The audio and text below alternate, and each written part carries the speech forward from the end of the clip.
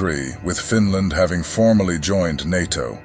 Long table aficionado Vladimir Putin understood that Finland has put an end to working their geopolitical policies around Russia's wants and needs.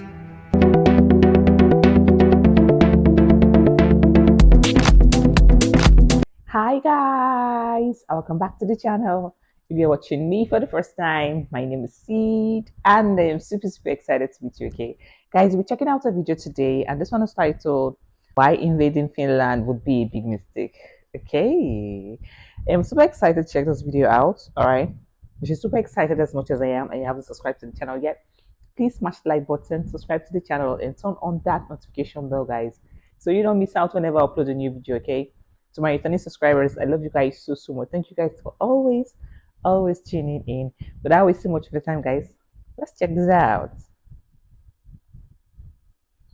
We've witnessed both saber rattling and threats from their neighbor to the east about why it is a big mistake. Today I'm going to show you that it really isn't, and why attacking Finland, with or without Finland receiving NATO aid, is a really bad idea. Let's go.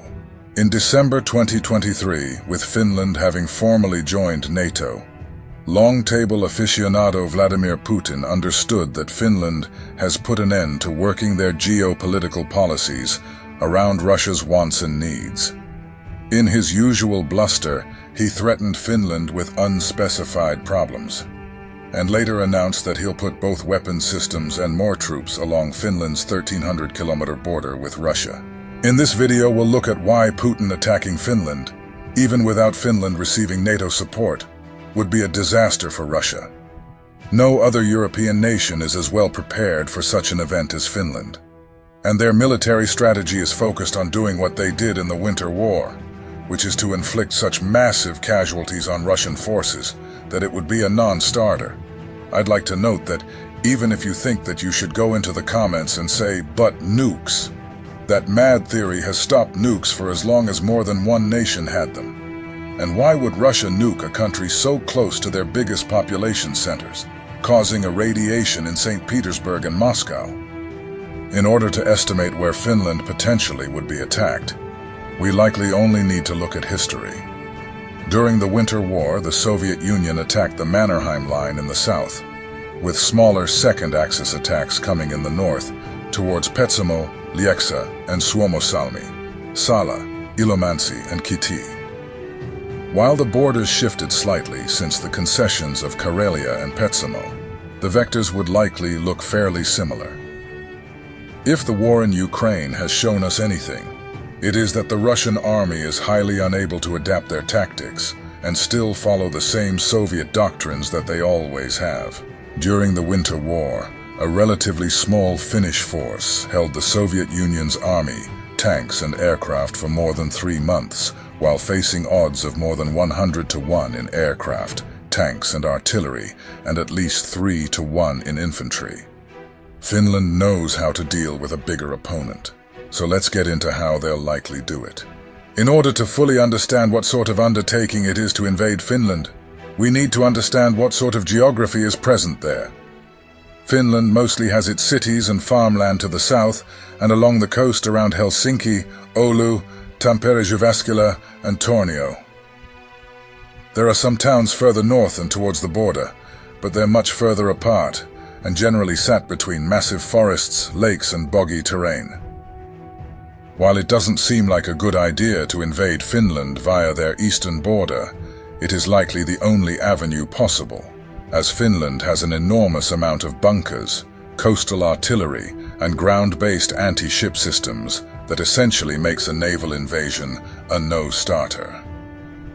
To add to this, their naval mine deployment program is one of the most developed in the world, with an estimated deployment rate of a fully effective naval mine blockade to be operational within a few days.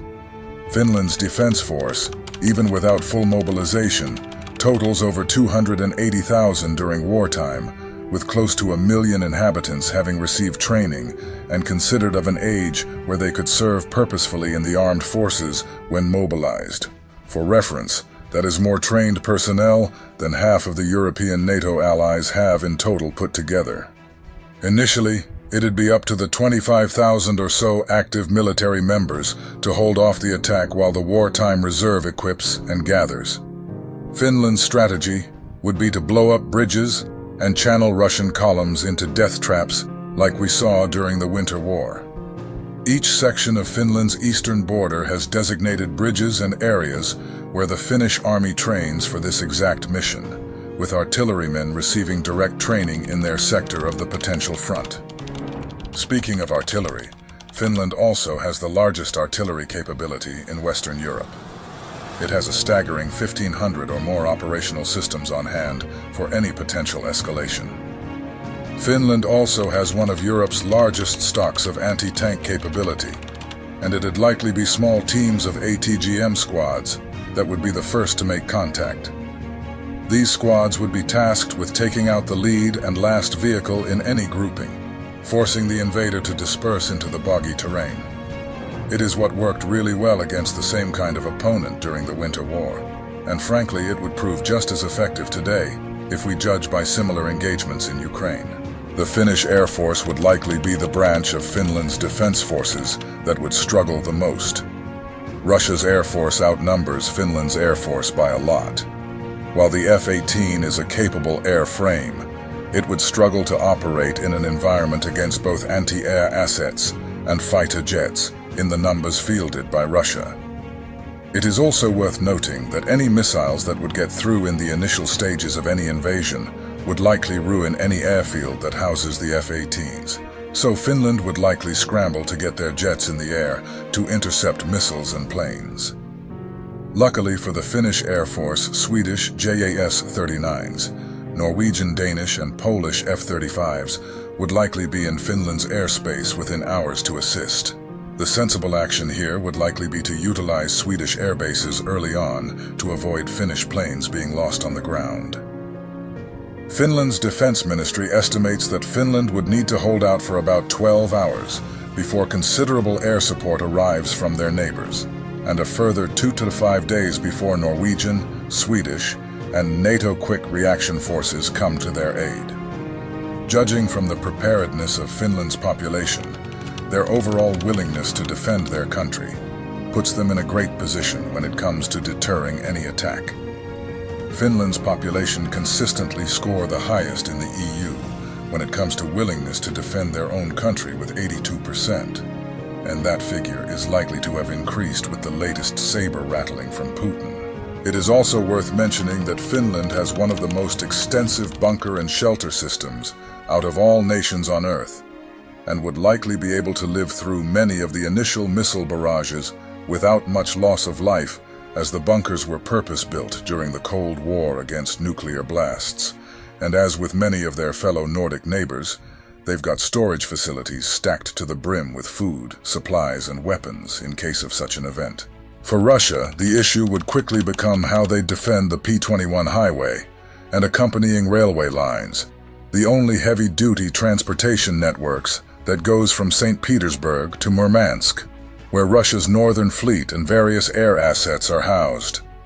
Finland is within GMLRS striking distance of this vital supply line for almost 1,000 kilometers of their shared border.